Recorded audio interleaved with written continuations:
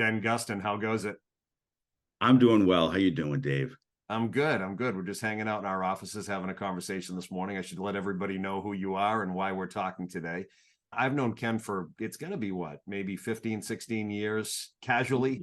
It may be longer, it may be closer to 20, but yeah, a long time. And you're still talking to me. That's unusual, man. That's not the norm. Usually people are done with me within like a year or so. But it's good to see you. I haven't seen you in a long time. This is the first time I've actually seen you, since we were in those classes together back, like you said, probably 20 years ago. Ken's got a long history in sales and sales management, and that's kind of how our paths crossed many years ago. That's not what we're talking about today, although Ken, you can talk about whatever you want. The reality is this: Ken is a cancer survivor. And he is a success story. And I thought that talking with him about his experience with cancer as a dad, as a husband, as a professional at the point in life where he got it is inspiring. And so that's the reason we're having this conversation today. Ken, did I do a decent job teeing this up, or is there anything you'd like to add to that?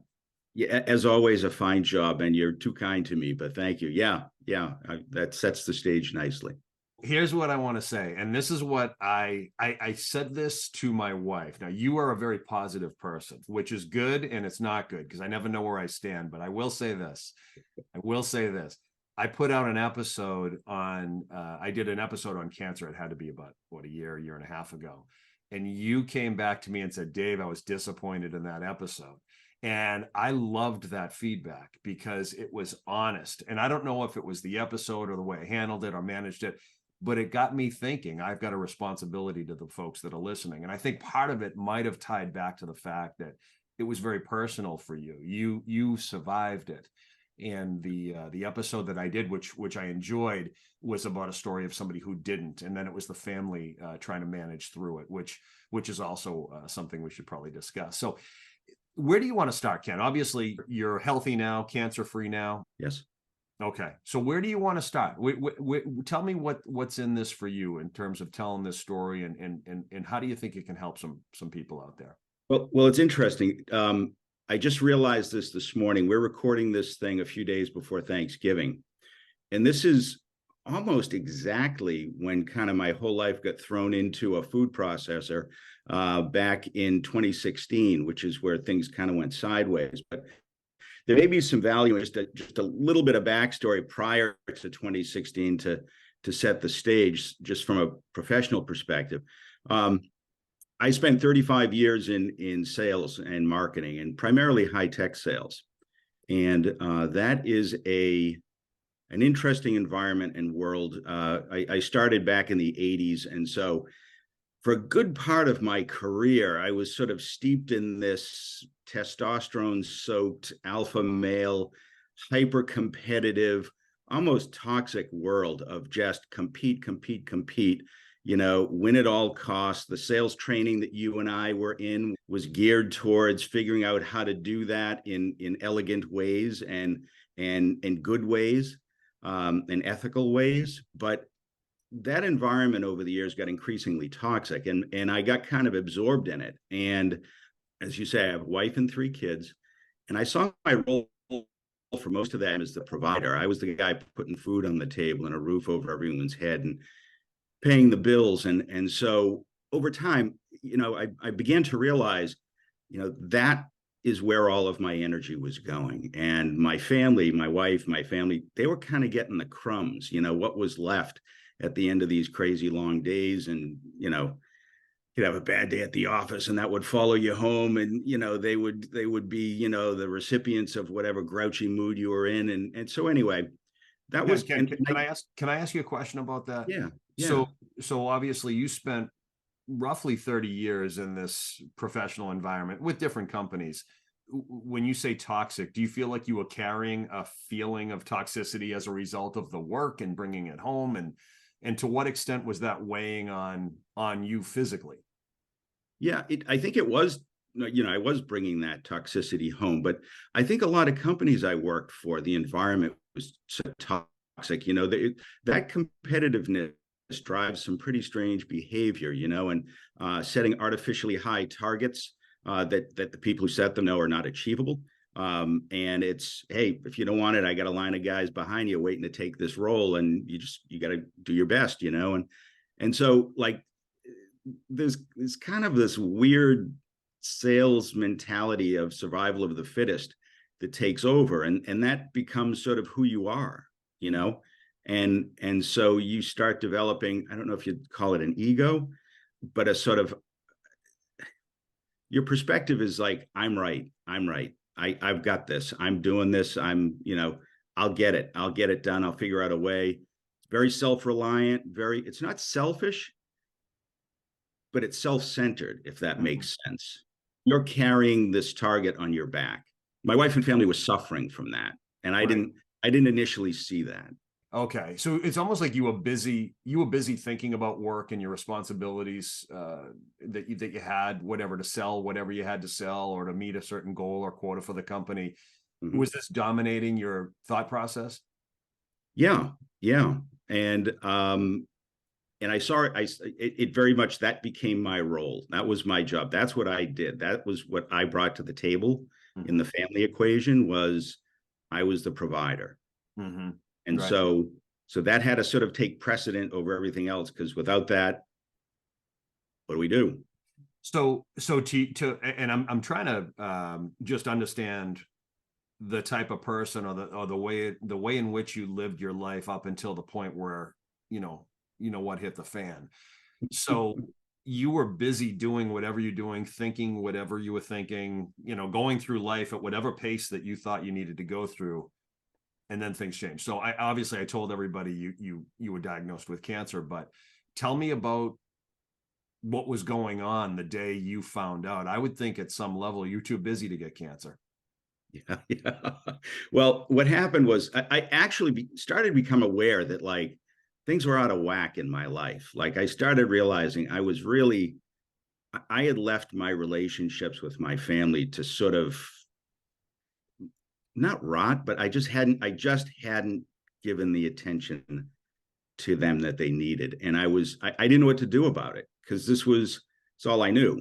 And this was my role. And I still had college tuitions for kids to pay. And, so I found myself kind of trapped. Well, anyways, 2016, I started developing these sort of red welts along my hairline. And I'm like, what the heck is that?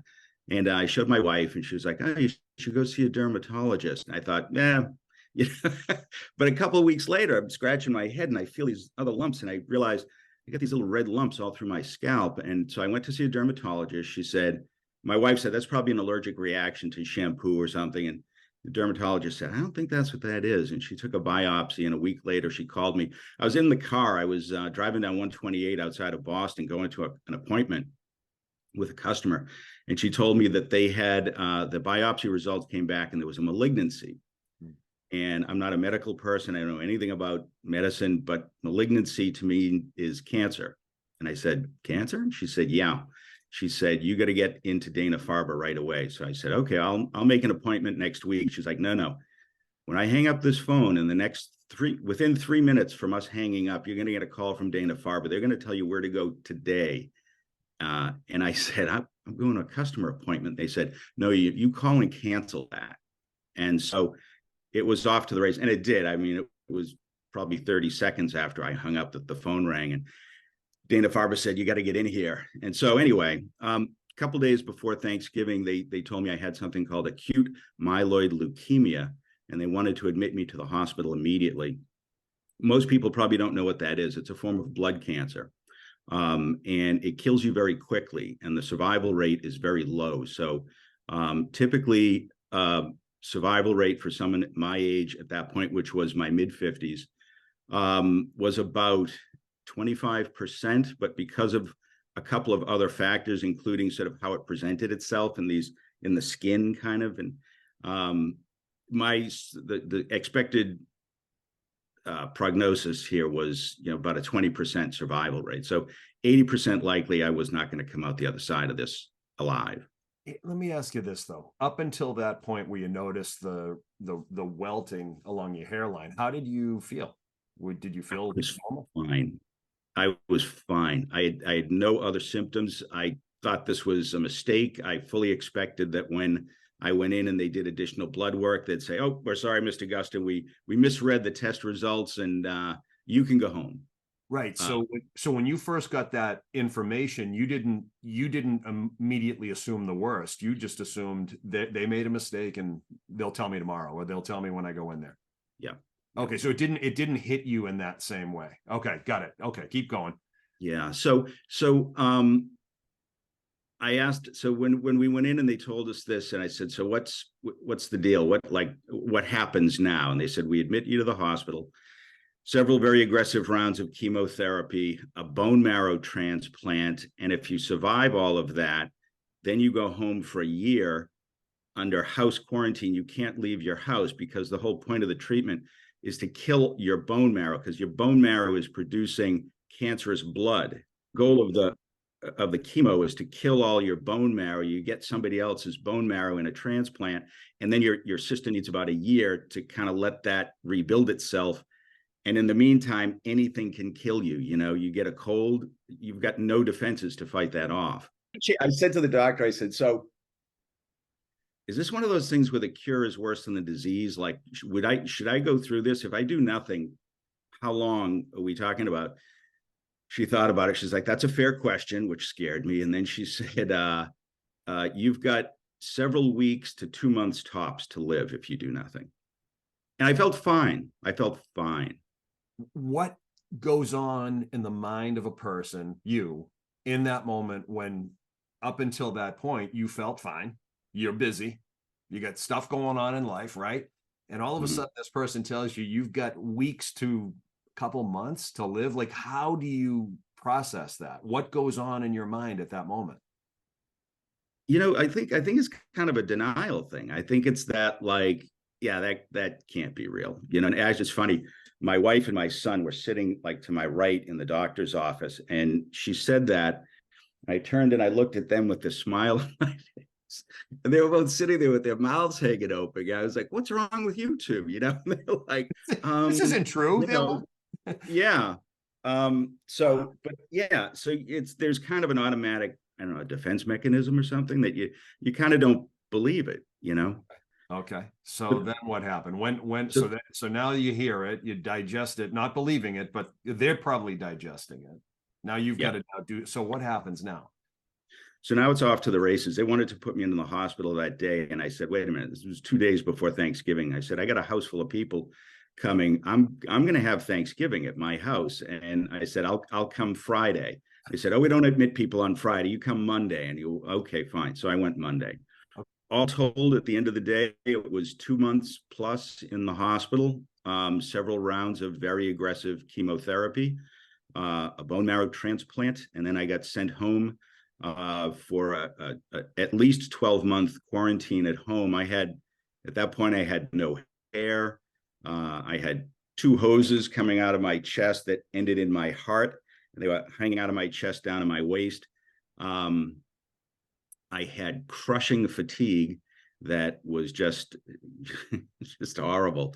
And a Rubbermaid bin about 3 feet long and 2 feet wide, full of pills that you come home with, and it was one day at a time. This is what we're doing today. Okay, now this is what we're doing today. Okay, and it was one foot in front of another. When was it for, I'm sorry to interrupt you, Ken. When was it first like real in your mind? I know initially it was denial, and then this has got to be a mistake, and okay. But then when you actually go into the hospital on that Monday following Thanksgiving, and they start, prepping you, whatever, at what point does any emotion set in? Fear, anger, what you fill in the blank. I don't want to fill in the blank. Yeah, yeah. You know what? I faith is an important part of this whole process, and I know when you bring up the topic of God, a lot of it bristles. People bristle at it. I'm a very faith-oriented person, and I'm also a left-leaning Democrat, and so my idea of faith. I'm a Catholic, but some people like to use other language than I used growing up around faith. I use the word God, and some people today use, and you can use the word you want, Allah or Yahweh, or some people today say the universe. I asked the universe this, or the universe did this, and I think we're all talking about the same thing. Right. And I'm fine. If as I tell my story, you can insert whatever words you want in here, and I'm perfectly comfortable with that. But I started praying. My concern actually wasn't about me. I wasn't thinking about me. I was thinking, if I die, what happens to my wife and family? And so I was praying that God help them, that nothing bad happens to them. And also, I realized, like, I got nothing. Like, I lived my whole life being kind of the guy carrying everything on his shoulders, and I was going to get it done, and very self-reliant. And I realized in this situation, I brought nothing to the table. I'm a middle-aged fat guy, who was going in here. I wasn't in good condition. I wasn't this uber athlete. I was just a guy who had cancer, and I was most likely going to die. So I had nothing. And so I just said, as a Catholic, most Catholics know the Our Father. Protestants know the prayer as the Lord's Prayer. But there's a line in that prayer that says, "Thy kingdom come, thy will be done on earth as it is in heaven." And that line suddenly had a whole different meaning to me. And effectively, what you're praying with that line of that prayer is, I'm all in for your will. What your will is, that's my will. That's what I want to happen, regardless of what that will is. And I started to recognize, like, this is happening for a reason. I kind of screwed up my life here, and now I got this. Something's going on here, and I don't understand what it is, but God does. And so I was just like, wherever this goes, I'm all in, and that's what I want. And my prayer was, just don't let anything happen to my family, please. Right. And I struggled with language at this point, because, like, I didn't hear God's voice. I'll be very honest about that. I don't think many people do. But I was, the only language I have for this is, I was given this, that you don't understand how much I love you and your family. Right. They're going to be fine. That's all you need to know. How do you, that's so amazing when you think about it, because I would like to think I would handle something that way. I don't know that I would, I don't know. And I don't want to know. I really don't want to know. But I would think that at some level, it's easy to be angry, and it's easy to be resentful. And I was raised Catholic too. And by the way, I'm not promoting one religion over the other, but right. It is what it is. Nor am I. But yep. But at the same time, my growing up, my different relatives would say, "Oh, well, God works in mysterious ways," when somebody would get sick, or when somebody would die. And I'm like, I don't want to be part of this mysterious way. Like, what kind of God would do that? And as a child, I didn't want to be in pain. I didn't want to lose people. I didn't want anyone to get sick. And I didn't think, and I thought that, like, I made the idea of that wrong. No, that's a bad God. Nobody would take away a child or kill a parent with a disease to teach a lesson. And so, but the reality is in that moment, for you, having that thought process you'd probably be dead, is my thought. If you allowed anger or blame or resentment to sit inside of you, my guess is you wouldn't be here. What's your take on that? Yeah. Because what happened when that was, and again, forgive me for the language I'm using, but when it was given to me that you didn't understand, like, how much I love you and your family and everyone, that just took away all my anxiety. Like, I was like, okay, good. I don't have to worry about anything now.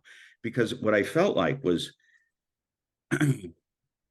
Yeah, well, there's another thing that gave me a great deal of comfort is in the Bible. There's a story, the book of Job, and the story of Job is that like Job befall all these terrible things befall Job, and he cries out to God and says, "Why are you doing this to me? I'm a good guy. I didn't do anything wrong." And basically, what God says, and it's a long, long thing, but all effectively, God says, "Where were you when I created all of this? You know, there's something much bigger going on here that you're a part of, but you can't understand." And I do. And so you just got to trust me because everything's going to be good in the end. And that's kind of where I was. And I had nothing else I could do. I surrendered, not in a giving up kind of way, but I finally said, okay, this isn't on me anymore. I've got nothing to battle this. Right. So I'm trusting you and putting my life in your hands. And if that means I die, I trust that there's a reason for that. And something really good is going to come out of that. And that took away every ounce of anxiety, fear. Um, I was okay with the whole thing. So I was like, okay, so we're going to do this today. Okay, so we're going to do this today. And that was such a help to me to take away the worry and the fear.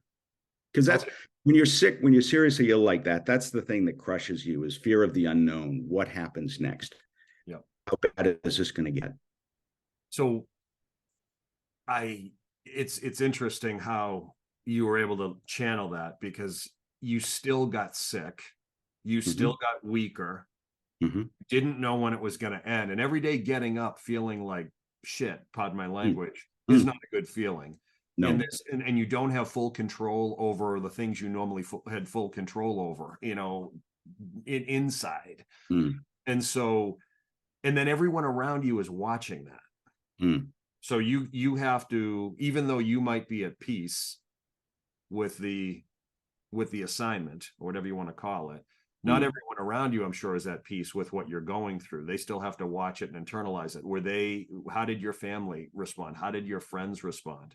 Well, I really had very little exposure to my friends because I was kind of locked away. Right. Okay. But my family, I was very, very fortunate in that I've got a lot of medical people in my family. Father-in-law was a nurse. My sister-in-law was a doctor.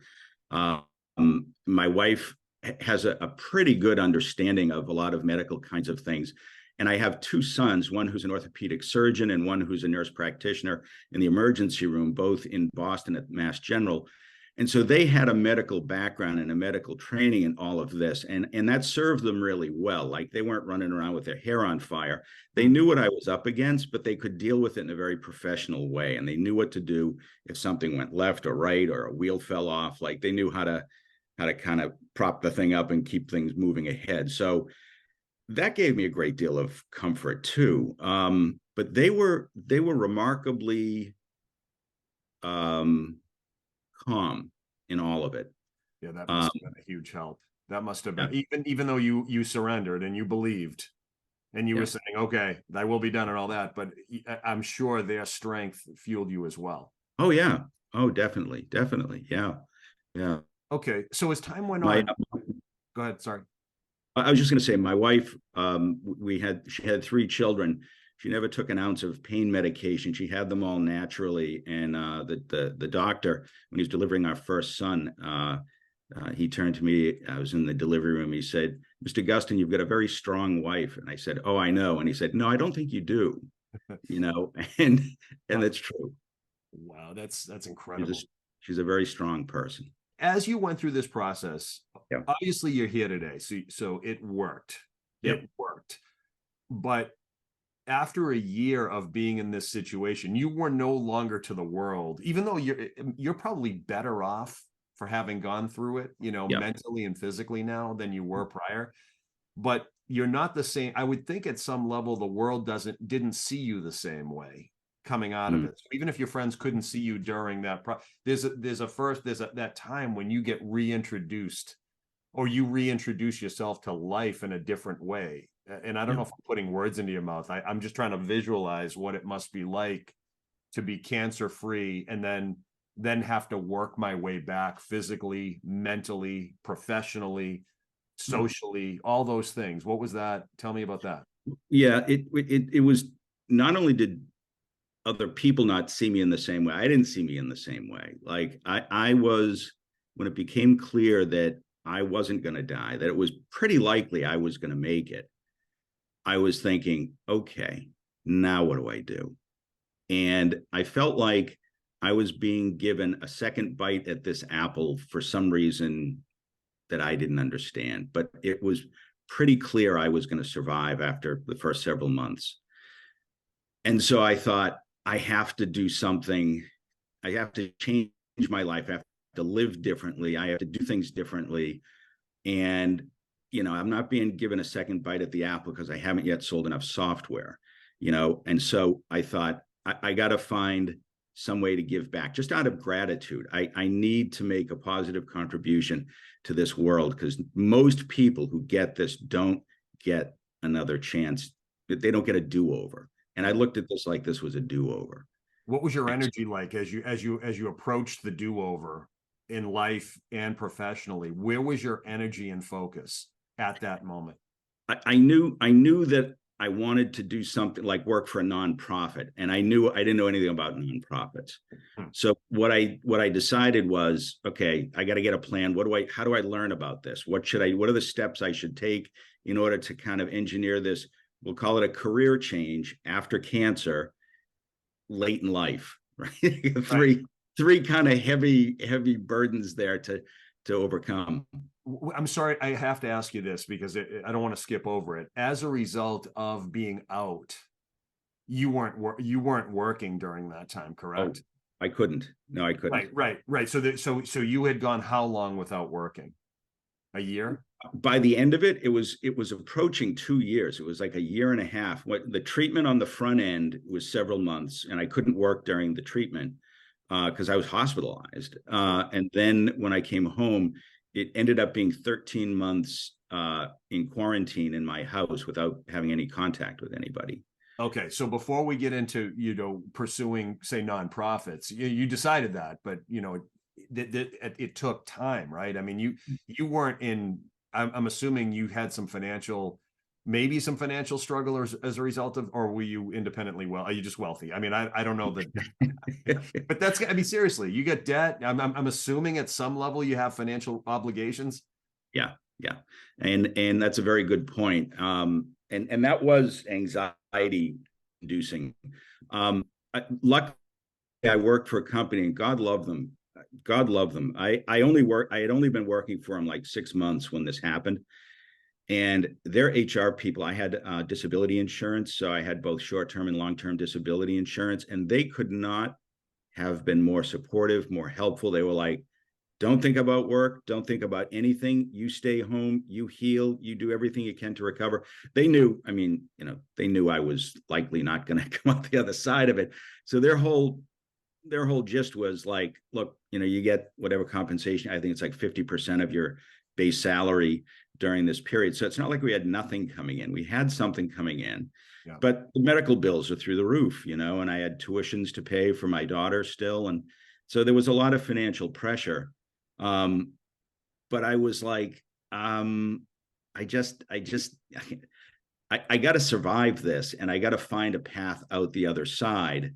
And so what I started doing was I signed up for some online classes, an online certificate course in nonprofit management with Framingham State University. Mm-hmm. And it was really good. And it was a lot of video lectures and exercises by executives in some very large local nonprofit organizations. And I connected with all of them via LinkedIn, and I reached out to all of them and scheduled a time to speak with them and to tell them my story and learn about the world of nonprofit management. And they're very different worlds from the business world. The world I was coming from was like really this high pressure, toxic-y kind of world.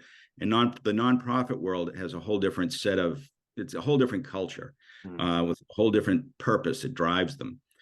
And so it was like really interesting and really helpful to learn this stuff. And at the same time, I wanted to learn new skills. And one of the things, and be productive, like offer something. I'm a positive guy, and a guy who who is always trying to contribute somehow, some way. That's just in my DNA. So I belonged to the Knights of Columbus, and we had been trying to attract younger members. And I kept saying, we don't even have a website. The first thing now this is back 6-7 years ago, but the first thing somebody says if they're interested is what's your website? I'll take a look at you guys. And we didn't have one. So I saw a commercial on TV during the time I was sick and at home early on for this thing called Wix, which is a website builder for non-technical people. And it was free. And I'm like, oh, maybe I can build them a website. I had no experience in it whatsoever. But I went to the website. I wrestled with it for a while, figured out how to use it. I built a website, it's a really nice website. Our membership went up by like 400%. Wow. So Wow. yeah, so it was really kind of an eye opener, like, oh, this is pretty cool stuff. And then I did other things. I started doing volunteer work remotely from home for various cancer organizations, and helping them in fundraising and supporting their support groups that they had, and so I started getting volunteer experiences as well. And then it was like time to go out and start looking for a job, because I was getting towards the end of that year, and things where I would soon be able to go out and expose myself, to people without fear of getting, deathly ill. Mm-hmm. So I started sending out resumes, and I thought, I'll work for a cancer organization. That's what I'll do. And that'll be my way of giving back. And I'll spend the rest of my days, trying to raise money for cancer organizations. And man, I never got a nibble, like nothing. This And this is a pet peeve of mine. Let me ask you a question. It's just more, it runs through my head all the time. Were you submitting through their online portal, or were you getting your resume in front of people that you already knew? How did you do that? Both. So I had made some connections with the volunteering that I had done with cancer organizations.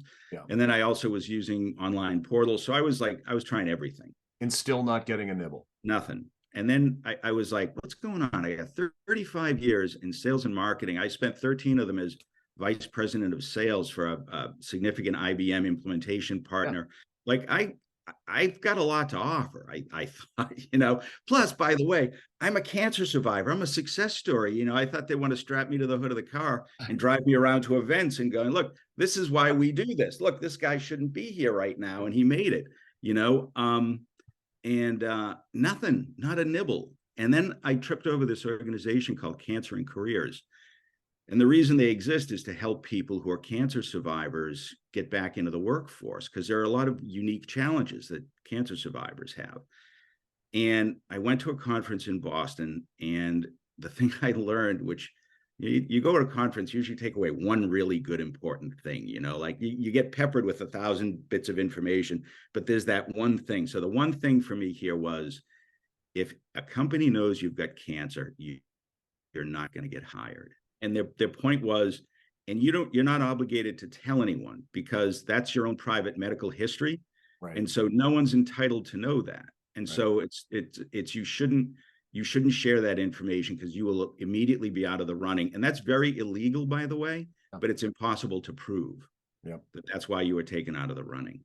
When you were doing your networking, do you think some of those folks indirectly were holding that, like, hey, he had cancer, and did that contribute to you not getting feedback, or is that too much of a leap? No, I think, that's what I attributed it to. I had 35 applicable years of selling. Like, I can fundraise, I know this, I'm passionate about the cause. I know what it's like to go through this, and I'm all in. Use me, was kind of, the first line of my cover letter was, I was a cancer survivor for every one of these opportunities, and nobody would even give me a nibble, And so you were at the time, what, 58? Yeah, I was in my mid to late 50s. Yeah. You know what's crazy about that? I just turned 52 last Friday, and the idea of being in my 50s 20 or 30 years ago was just, I can't imagine what it would be like what it must be like to be that old. And people in their 50s are about to retire. I couldn't disagree with that more. I have more energy now than I had when I was 22 or 32 or 42. It's like, that's a ridiculous mindset. But do you think that still exists out there? Do you think there are people out there that look at 55, 56, 57 as, this guy's done? Plus he had cancer. The cancer thing is still a thing. I Yep. think it's changing. I think companies are beginning to recognize that what that means isn't like, oh, they can't do the job. What it means is, man, they got a lot to bring to the table here, like just a lot. Yeah. Soft skills, business, an understanding of business and how it works, a way of, what's the word I'm looking for? Just a way of handling yourself in different audiences. And like, I think companies are beginning to realize that's really short-sighted. Plus, I think the workforce, it's just not as many people, there's not as many young people as there were, 20 years ago.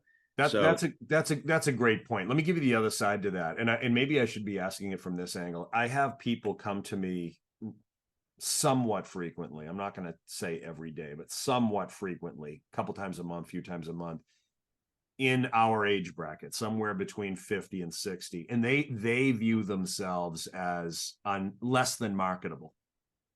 And they mid-career changes, maybe somebody got laid off, God forbid somebody goes through what you went through, and now they have to relook at the career and somehow redefine themselves. Many of them are convincing themselves they can't do anything else. I don't know how to become valuable. I don't have the network to get in the door anymore. What was that like? Or did you not wrestle with it to that extent?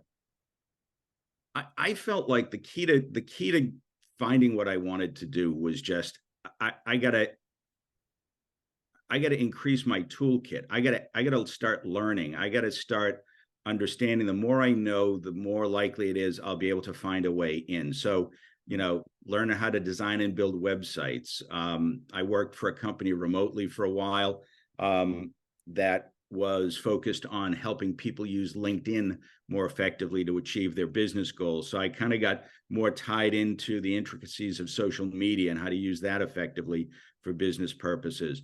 The certificate course that I completed on nonprofit management was a great help. The volunteer work I did for a number of different cancer organizations helped me understand how those organizations run and how they work, and made some connections.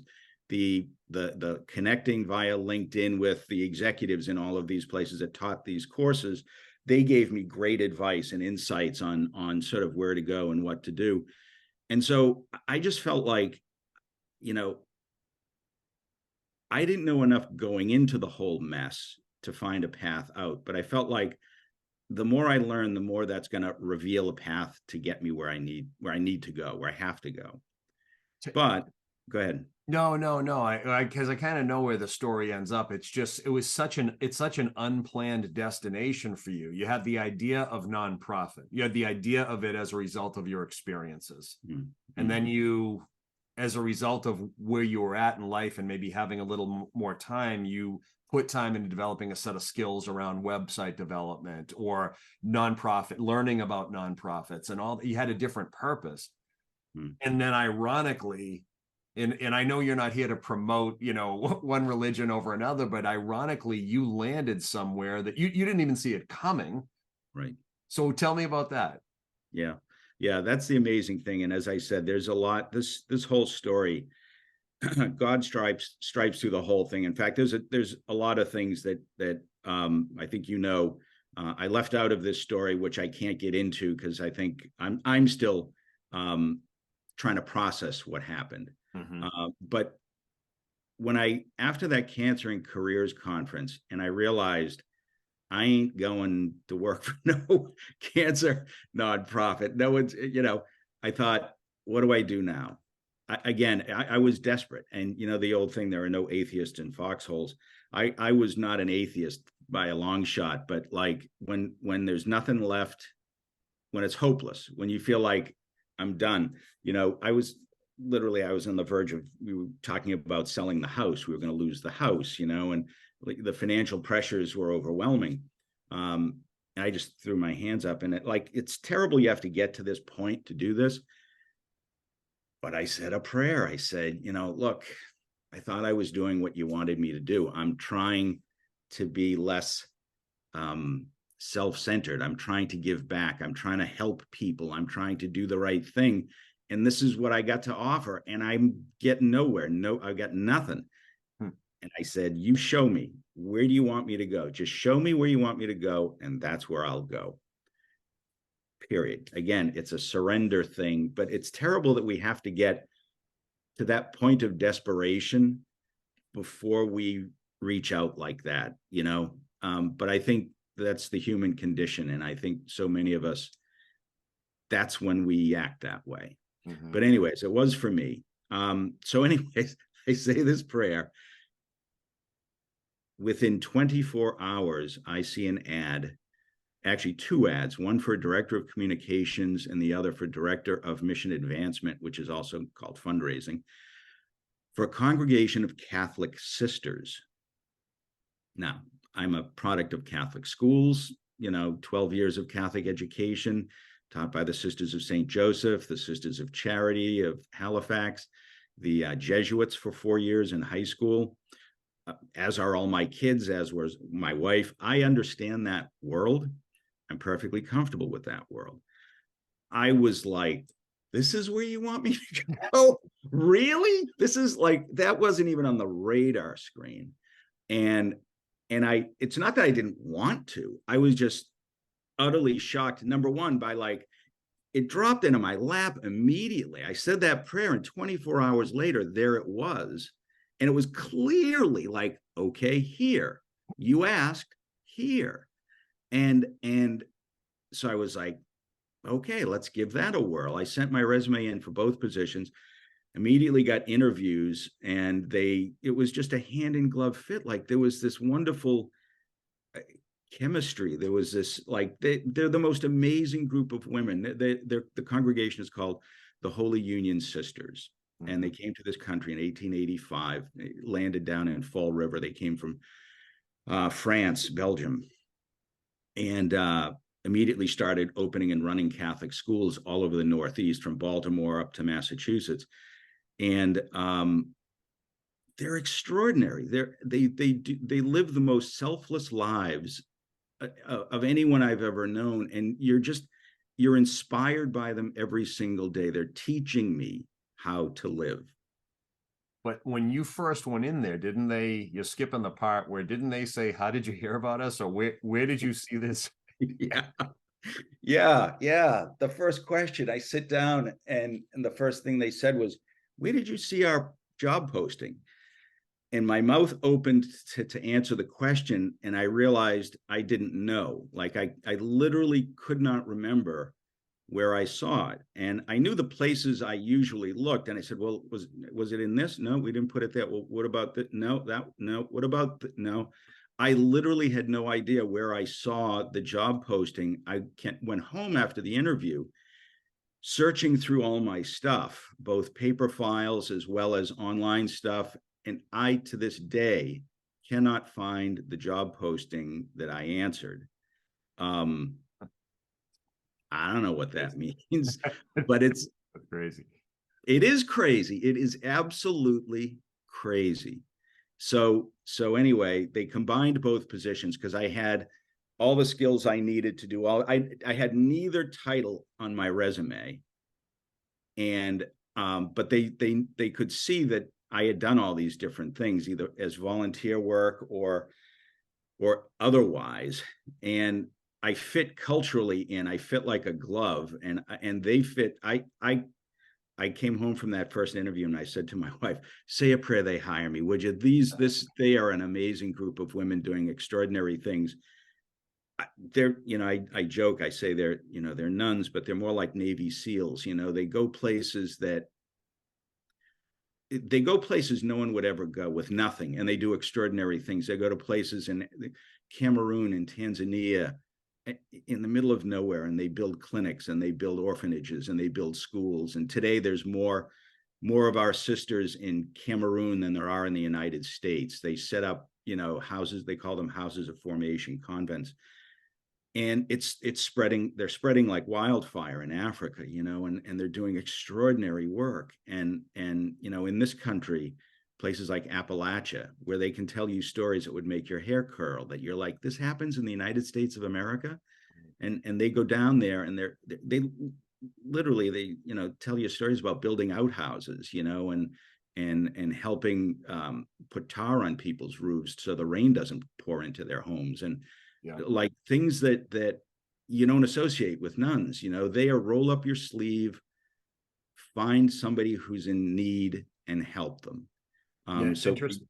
It's interesting you say that. My kids are part of our town has an outreach program, and so many of the kids, no matter what they believe, a lot of them go to outreach, and they travel to places like that and help people, you know, in Kentucky or very rural areas of the country where people don't have, you know, running water, or they don't have bathroom facilities or roofs that don't leak. And to your point, this is the US. Right in our own country, we've got all these challenges, and if it wasn't for folks like that paying attention, you know, we'd have more people suffering. They're the most selfless people I've ever known. And, you know, I say they're teaching me how to live. Nobody's coming to me and saying, okay, here's how you want to live, Ken. Just by being around them and watching what they do and what they've done and hearing the stories of their lives. We started a podcast. That's the other thing. God love them. Their average age in this country is 85, I think. A few years ago, I introduced him to the idea of a podcast. So we actually started a podcast. We've got thousands of listeners. Like they're, I cannot believe they embraced it the way they did. And they're fantastic. They're wonderful. And they talk about all these places they've been and things they've worked on and things they've learned and insights and different spiritual topics. And God, it's a rowdy group, though. I did listen to one of the episodes, and they were talking about that one of them had just turned 90 or 91, and one had just turned, and you were facilitating, and I thought, man, these folks are rowdy. They're crazy. On that episode, we have one sister who's 101 years old, and you would never ever know it. No. They are it's amazing. It is amazing the lives that they've lived and the things. She told a story. She's been on 2 podcast episodes. She told a story about in school one year. She apparently was a fantastic French teacher back in the day when she was in the classroom, and she used to take the kids on field trips every year, this high school, take them to France. And she was telling a story about how one year they couldn't go on their French field trip because World War II prevented them from going to France. Right. Was it World War II? It was just a few years back. Yes, and she was there for that. So we went to Argentina instead, you know, and you're like... Well, you know, it reminds me of, just in a lot of ways, it reminds me of your story. Think about all of the experiences that she's had in life that led her up to do what she does today, still going strong at 101. Think about you too. Like you didn't purposely set out to design your life to play out the way it's played out. But it's so interesting to hear about how all of these experiences, good and bad, if you want to call them that, have allowed you to reinvent yourself in a lot of ways. It was all done for a purpose. It's not on a resume, though. You know what I mean? It's like they saw something in you and you saw something in yourself that's not on the resume. Yeah. And that's the thing that may be the overriding lesson of this all is, and I know, you know, there's a lot of people today who are not, you know, religious and they don't believe in God and things like that. And that's fine. But, you know, my own personal experience has given me what I think is absolutely undeniable evidence, if you want to use a scientific term, that like, this isn't baloney. This is a very real, you know, there is a transcendent higher power that's beyond my grasp that will help you, that loves you. And if you're a person who's out on the edges of faith or doesn't believe, you know, it may be worth your while to explore that, to think about that, to try to at least give it some consideration. As a liberal, I'm a very open-minded person. I'm open to, like, you know, gee, that's really an interesting thing. Why did that happen? What's that all about? Yeah. And that process has brought me someplace I never thought I'd go. I've never been happier. What I do now for the last 5 years with these sisters, I don't consider a job. It doesn't feel like a job. I worry about getting a speeding ticket driving to work. I love going there. Yeah. I love being around them. Yeah. I think what's standing out for me is also just you learning at 5 years or 7 years ago to let go. And I would think that letting go is probably very much a part of your life, no matter what. And forget about letting go of the idea that you have cancer and letting go that you have no control, but think about the power in letting go of a negative opinion or a judgment or just a negative thought process. Yeah.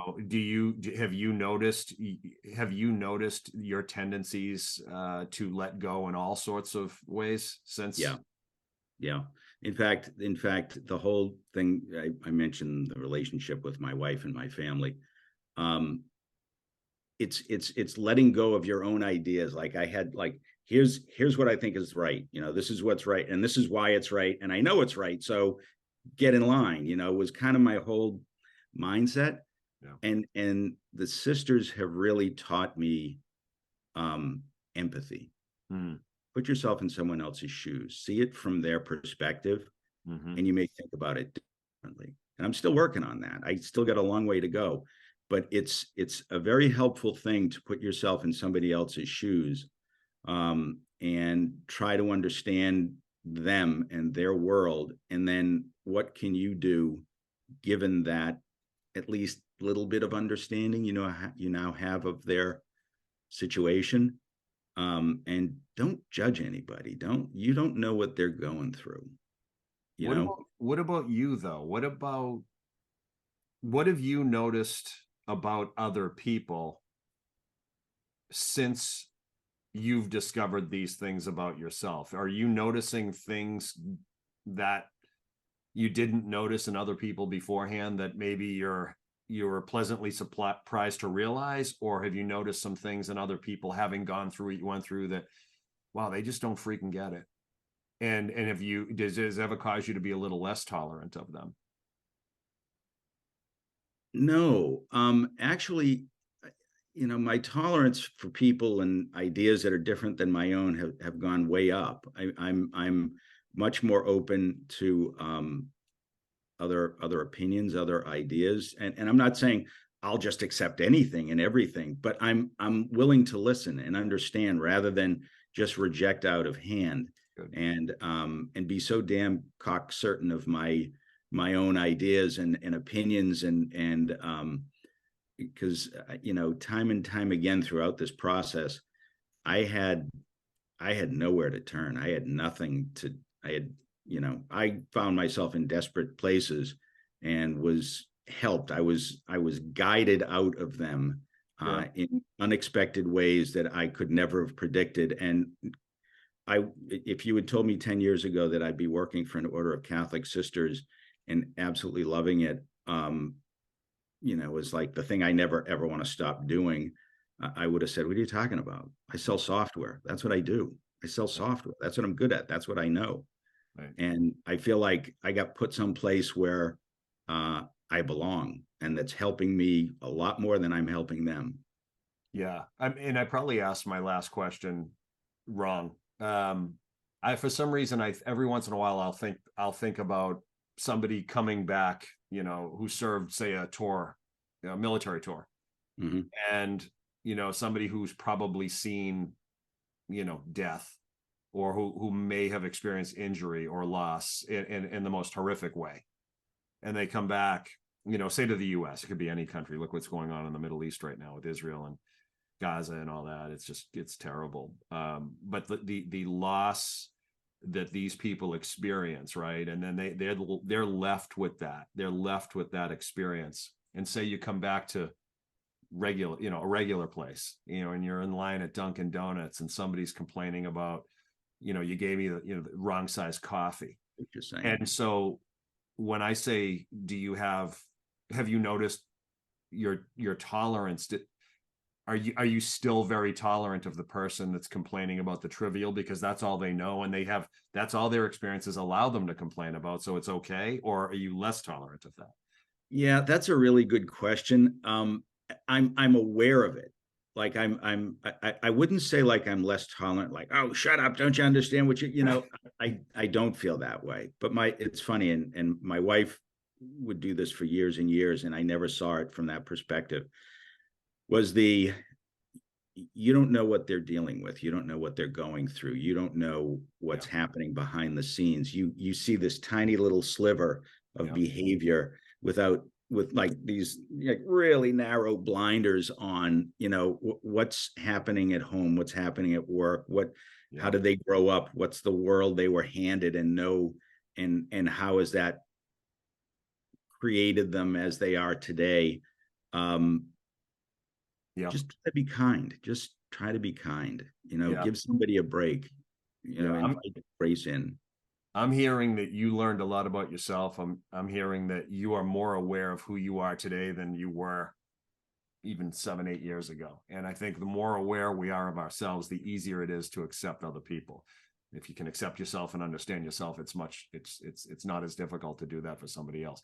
Let me ask you this, Ken. You can wrap us up any way you want. Any lessons learned that you didn't share, or any ideas that you want to leave people with before we finish up?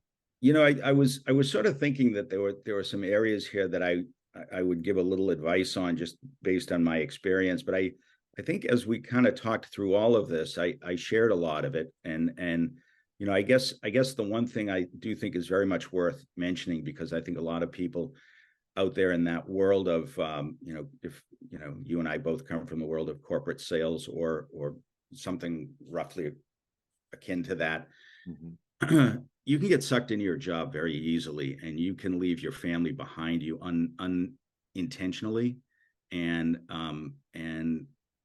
set up your life, order your life such that they get the crumbs of what's left over at the end of the day, and all of your energy is going into your career.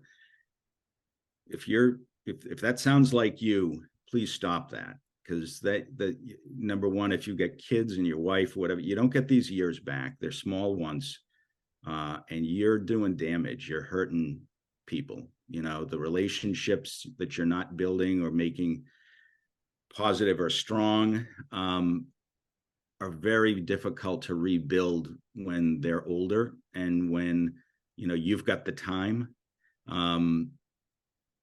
If you can find a better work-life balance to make sure that you're giving them as much of you as you can, while still trying to pay the bills and putting a roof over somebody's head, and that's a bad thing to wake up to when you're 60 years old and go, what was I thinking? And now I'm still very much in the process of trying to help wounds heal that I created.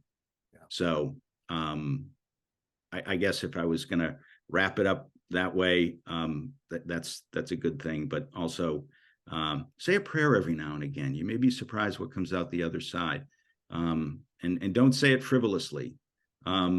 Recognize there is something out there. You can call it whatever you want, the universe, God, Allah, I don't care what you call it. There's something out there that knows and loves you and will help you when you need them. And I've seen that many times over the last 6 years. And I just want to stop doing it when I'm desperate. I want to make it part of my everyday thing. Help me today. What can I do today? Show me where to go today. Show me how to act today, and keep me out of trouble. Yeah, I as you're talking, I'm thinking of Cats in the Cradle, and that song kind of captures what you're trying to help people not do, which is slow down, pay attention to the people in front of you, don't miss that opportunity, don't let it be too late. So, one last thing. I'm sorry to interrupt you, but if you're looking to change careers late in life, it can be done. It really can be done. I mean, I know I had a year off to get it all done, but it can be done, and so don't despair. Take some steps, learn some things, network with some people, and be open to like things you had never thought you would want to do, because something may present itself that isn't in the bullseye of what you were looking to do, but maybe 1,000 times better than what you had in mind for yourself. Well said, my friend. Well said, my friends. I appreciate you coming on, Ken. It's great seeing you. Happy Thanksgiving to you and your family.